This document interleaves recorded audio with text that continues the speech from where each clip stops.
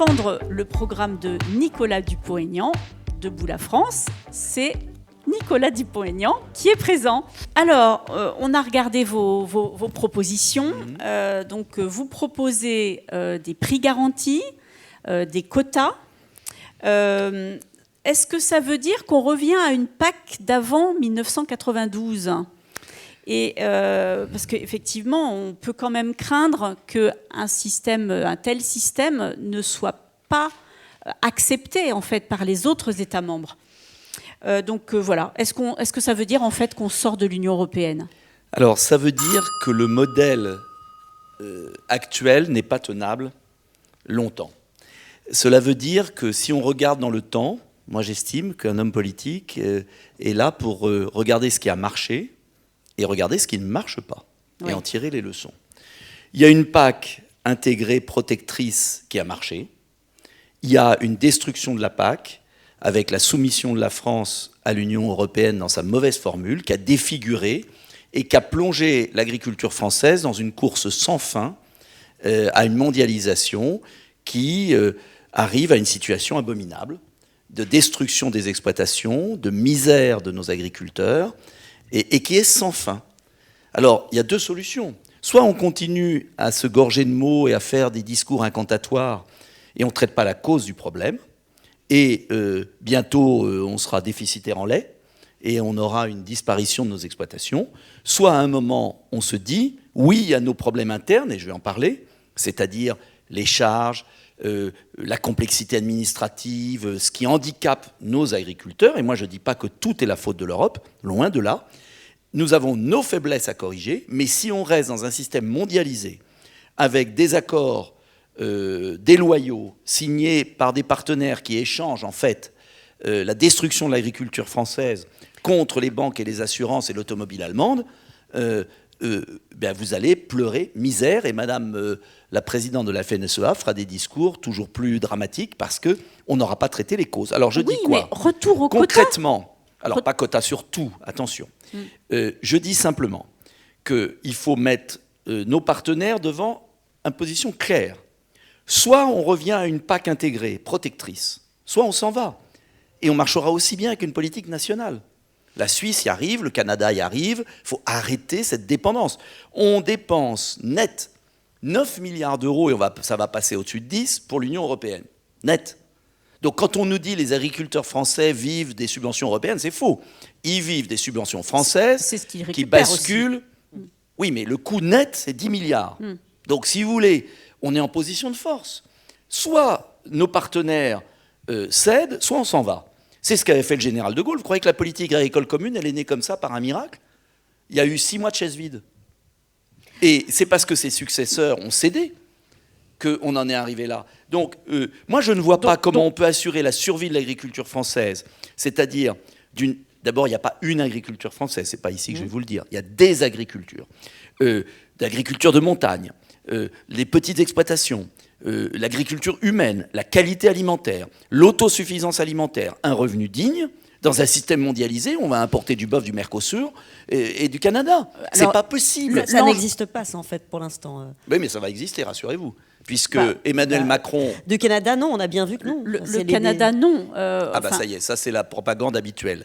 Le Canada, pas pour l'instant. On a vérifié. Non, mais je connais les chiffres, je ne suis pas complètement débile. Je connais les chiffres. L'accord a été signé. Il n'a pas été ratifié par le Parlement français. Je vous le dis.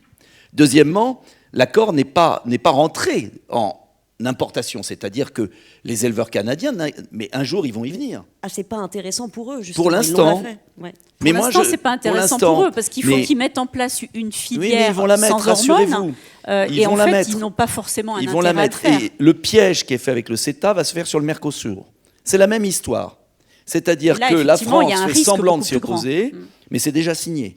Et puis on attend la présidentielle, et puis ça fera comme le CETA. Donc c'est le même piège. Donc moi je veux bien que les agriculteurs français se fassent bouffer par des accords de libre-échange déloyaux et qu'on ne sera pas concurrentiel. Donc il y a un moment, on se protège. Et ce n'est pas être protectionniste, c'est un moment de dire stop à la ruine de nos agriculteurs. Donc votre approche globale, c'est quoi ? On arrête tout accord de libre-échange. Non. Ça, ok. Non, on Non, n'arrête pas pas forcément. tout accord de libre-échange. On arrête les accords qui vont ruiner notre agriculture. Ok. Et il y a un moment, on dit stop. Et J'ajoute qu'on peut pas... côté- Attendez un instant. On ne peut pas imposer des normes à nos agriculteurs, des normes très rigides, environnementales, sociales, etc., bien-être animal, et importer des produits qui méprisent toutes ces normes. Ce n'est pas tenable. C'est le résultat de l'Union européenne depuis des années. Ça aboutit à la ruine de notre agriculture, ça aboutit à la dépendance alimentaire de l'Europe tout entière et surtout de la France. La concurrence, elle est intra-européenne aussi. Aussi, mais prenons les choses par ordre. D'accord. Donc déjà, on dit stop, la France met le veto. Or, la France n'a pas mis le veto. La France a joué double jeu. Elle a joué double jeu. En privé, elle dit à l'Union européenne, on est d'accord. En public, elle dit, on n'est pas d'accord. Et puis à la fin, il y a les importations. Donc je dis d'abord, premier point, stop. Deuxième point, sur les grandes productions, je pense au lait. Je pense que le système d'un prix garanti du lait, qui permet à nos agriculteurs de vivre, est la seule solution, avec des quotas de production pour éviter la fuite de la production de lait dans d'autres pays. Donc on remet en place les quotas laitiers. Bien C'est sûr. surtout sur ça. Et alors vous parlez Bien sûr, effectivement parce qu'il ne faut d'un pas système- mentir aux gens. On ne peut pas avoir un prix garanti s'il n'y a pas un minimum d'encadrement et un tarif douanier commun. Soit on le fait au niveau européen si on gagne le bras de fer, si on le perd, on ne paye plus, de toute façon, et on se débrouillera très bien tout seul, et on mettra un prix garanti. La Suisse y arrive très bien, le Canada y arrive très bien. Il faut arrêter avec cette idée dans laquelle on a enfermé les agriculteurs français en leur faisant croire qu'ils devaient prendre la corde au cou et subir. Ce Alors, n'est plus possible. Vous proposez un système de prix garanti, effectivement, Pour certaines productions. avec un tunnel maximum, minimum. Oui, après, il faut négocier tout ça précisément avec les organisations professionnelles. Mais qu'est-ce qu'il faut ? Il faut arrêter de transformer nos agriculteurs en serfs, les serfs du Moyen-Âge. C'est ouais. tout. Mais c'est ça la réalité. Quand vous avez les chiffres, est-ce que vous savez ce que vivent nos éleveurs ? Enfin, vous le savez mieux que moi, quand même. C'est pas possible. Les exploitations de... On est passé de, j'ai les chiffres, 120 000 en 2000 à 52 000. En éleveur... En laitier, oui. En éleveur laitier, oui, d'accord. Et quoi, on veut que nos usines soient délocalisées en Pologne, en Roumanie ? Et puis après, on va faire des usines de fromage là-bas ? Mais c'est ça l'issue dans 10 ans. Et s'il n'y a plus d'éleveurs, qui va entretenir nos paysages ? Qui va faire vivre nos terroirs ? Donc là, on est face au mur et on ne peut pas attendre. Donc il y a bien un moment, il faut arrêter le baratin qu'on entend depuis 20 ans. Et je le dis très clairement aux organisations qui sont là, on ne peut pas concilier cette Europe de Bruxelles et la survie de l'agriculture française. Voilà. Alors, donc il y a un moment, soit on choisit et on tape du poing sur la table, soit on est mort. Alors si vous voulez être mort, parlons de notre marché intérieur. Oui. Vous parlez mais c'est la clé. de la question de la répartition de la valeur aussi tout au long de la chaîne Oui, alimentaire ça, c'est le grand est assez truc. clé aussi. On a beaucoup parlé ce matin des lois Egalim 1 et 2. Elles n'ont pas faire marché. en sorte que, voilà, pour vous, ça n'a pas marché du non. tout. Alors comment aller plus loin ? C'est de la contrainte, c'est de... Mais d'abord, il y a deux choses. Il y a les grandes productions, prix garanti. Deuxième point, j'oubliais, c'est l'origine et l'étiquette France. Ce qui s'est passé sur le lait avec le procès de Lactalis au gouvernement français est le plus grand scandale qui soit. L'étiquette quand même obligatoire, y étiquette compris sur les produits obligatoire transformés. Sur toutes les productions. Toutes les productions. Le consommateur veut consommer français, vous savez. Donc, c'est quand même insensé qu'un groupe français joue contre l'agriculture française et contre les éleveurs français. Parce que le problème entre nous, les amis, le problème, c'est que les agriculteurs sont devenus dépendants de l'industrie, des coopératives et de la grande distribution. Donc, soit l'État intervient pour défendre la poule face au renard, ou les poules face au renard, soit on passera toujours dans les discours. Et c'est là où je dis prix garanti pour certaines grandes productions. D'ailleurs, ça a marché pendant 20-30 ans quand Michel Barnier, sous la pression de l'Union européenne, l'a supprimé. Et que la France est écrasée.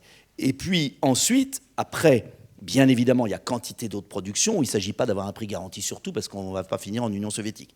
Donc là, c'est plutôt de jouer sur les charges parce que je propose, et ce qu'avait proposé un groupe centriste, je me souviens très bien, en 2007 à l'Assemblée, qui avait été refusé à la fois, je me souviens d'un débat très intéressant à la fois par les socialistes et le gouvernement de l'époque, c'était sous Sarkozy, je crois. C'est l'exonération de toutes les charges sociales sur l'agriculture. Mais justement, et le remplacement. La majorité pour le des financer. agriculteurs Attendez. n'ont pas d'employés. Les Et baisses de justement, charges sont sans effet. Oui, pardon, mais sur les fruits et légumes, excusez-moi, sur ces productions déficitaires où on ne va pas mettre des prix garantis partout. Il faut alléger les charges. Et là, je propose la suppression de toute charge sociale sur les salariés agricoles et sur les agriculteurs, remplacée par une taxe sur les profits de la grande distribution. C'est clair, net, précis. Et ce n'est pas révolutionnaire, ce sont les centristes qui l'avaient proposé en 2007. Et si on avait fait ça en 2007, on n'aurait pas eu la chute de nos productions face aux productions allemandes, parce qu'il faut quand même s'interroger sur la perte de compétitivité, là vous avez raison, intra-européenne. Donc vous voyez, pour les grandes productions prix garantis, etc., pour la diversité agricole française, il faut un choc de compétitivité. Je propose aussi, et je pense que c'est intéressant pour les agriculteurs, la suppression des droits de succession sur les 100 premiers hectares. C'est-à-dire qu'aucun droit de succession sur les 100 premiers hectares pour qu'on n'ait pas ce handicap des familles pour les transmissions d'exploitation. Et puis, dernier point, pour finir mon panorama, doper l'installation des jeunes par des garanties sur les emprunts, garanties d'État sur la moitié des emprunts des jeunes agriculteurs. Parce qu'aujourd'hui, si vous n'avez pas des parents agriculteurs, c'est extrêmement difficile de vous lancer. Donc faciliter l'entrée dans le... Bien sûr. Et il y a plein de gens qui veulent des métiers agricoles. Moi, j'ai visité quantité d'exploitations depuis des années.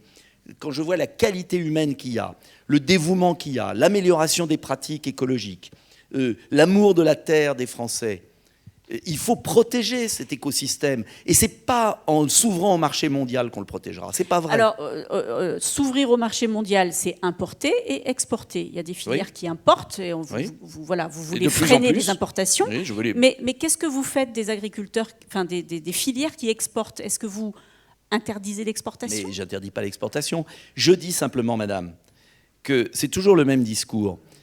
Nos partenaires ont le droit de mettre des mesures protectionnistes, mais nous n'en avons jamais le droit. Donc vous agissez aussi sur les normes, on peut agir aussi sur les normes, mais déjà, si on fait un système d'écluses qui a existé, parce que ce que je propose, ça a existé pendant 30 ans, et ça a assuré le développement de l'agriculture avec un alliage de qualité environnementale, d'autosuffisance, de revenus dignes et de modernisation de l'agriculture.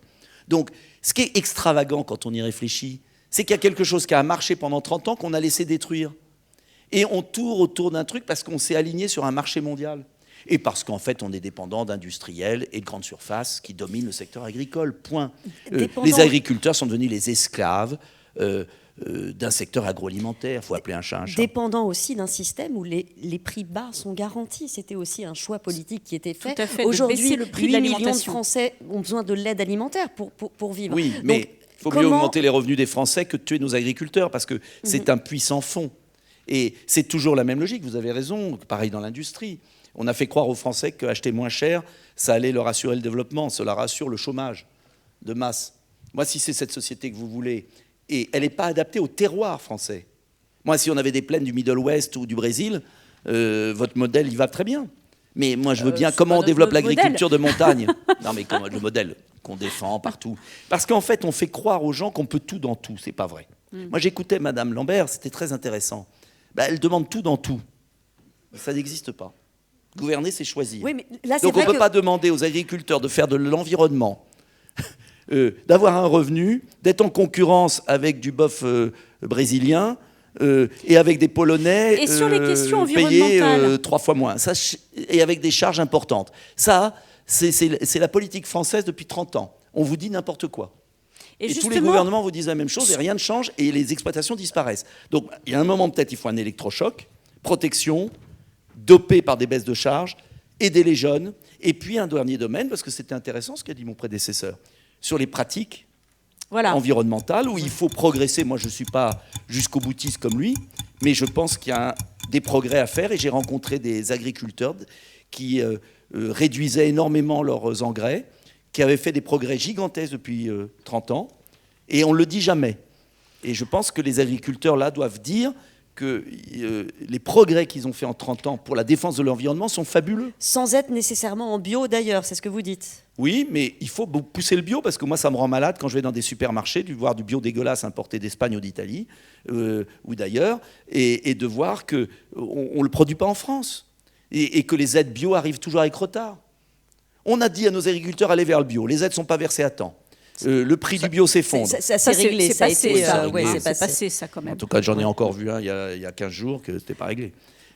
Donc, excusez-moi, il y a un moment, il faut que l'État, à un moment, ait une ligne claire. Alors, le problème, c'est le prix du bio et qui descend, c'est vrai, qui n'est pas facile, notamment pour le lait bio. Tout à fait. C'est le problème aussi des coûts et du prix de vente. Je ne dis pas que c'est facile, mais ce que je pense proposer peut déjà peut-être améliorer les choses.